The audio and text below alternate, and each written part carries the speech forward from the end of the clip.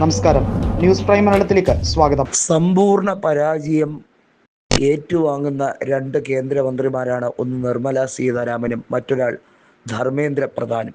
ഇവർ രണ്ടുപേരും രാജിവെച്ചേ മതിയാവുകയുള്ളൂ എന്നുള്ളതാണ് വാസ്തവം. രണ്ടുപേരും നാടിനെ മുടിപ്പിച്ചുകൊണ്ടിരിക്കുകയാണ്. ഈ രാജ്യത്തിൻ്റെ അന്തസത്ത മുഴുവൻ കളഞ്ഞു കുളിക്കുന്ന രീതിയിൽ ഈ രാജ്യത്ത് മുഴുവനായ അസന്തുലിതാവസ്ഥ സൃഷ്ടിക്കാൻ കൃത്യമായി BJP തയ്യാറാക്കിയ പ്ലാൻ പ്രകാരമാണ് നിർമ്മല സീതാരാമൻ പ്രവർത്തിക്കുന്നത്.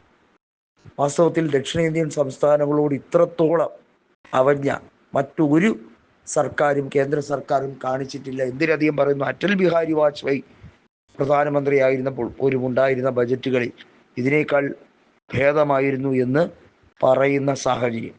അത്രമാത്രം വിഷ മനസ്സോടുകൂടി പല നേതാക്കളും ചിന്തിക്കുന്നതിൻ്റെ ഭാഗമാണ്.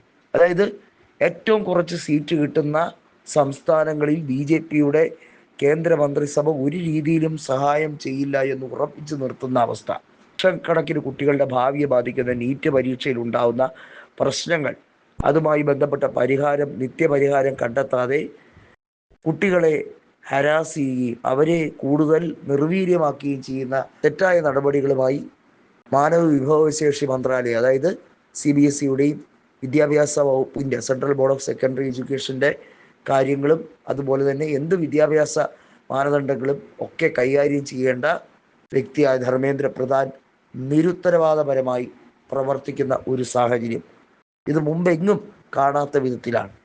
ഇതിനേക്കാൾ ഏറ്റവും മോശമായ രീതി എന്ന് പറയുന്നത്, ഇപ്പോൾ ഈ രാജ്യത്ത് അവൈലബിൾ ആകുന്ന പെട്രോളിയം ഉൽപ്പന്നങ്ങളിൽ മായം ചേർക്കൽ, അത് കേന്ദ്ര സർക്കാരിൻ്റെ പരിപൂർണമായ അനുമതിയോടുകൂടി അനധികൃതമായ മായം ചേർക്കൽ കണ്ടെത്തിയിരിക്കുന്നു എന്ന രീതിയിലേക്കാണ്.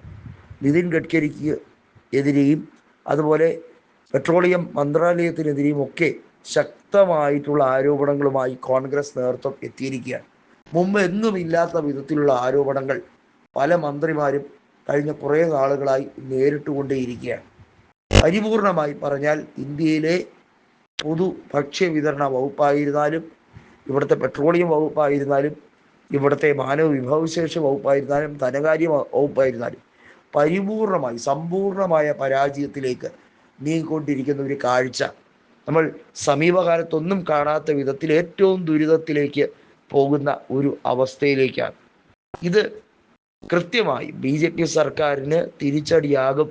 ദേശീയ തലത്തിൽ ഇത് വലിയ തോതിൽ ചർച്ചയാക്കാൻ, ഇത് സാധാരണ ജനങ്ങൾക്ക് മനസ്സിലാവുന്ന ഭാഷയിൽ താഴെ തട്ടിൽ വരെ എത്തിക്കാൻ കോൺഗ്രസ് നേതൃത്വത്തിനും പ്രവർത്തകർക്കും അനുയോജ്യമായ സാഹചര്യം ഉണ്ടായാൽ തീർച്ചയായും അടുത്ത ലോക്സഭാ തെരഞ്ഞെടുപ്പിന് മുമ്പ് സർക്കാർ വീഴും എന്ന് രാഹുൽ ഗാന്ധി പറഞ്ഞത് ആപ്തവാക്യമായി മാറും എന്നുള്ളതിന് യാതൊരു തർക്കവുമില്ല.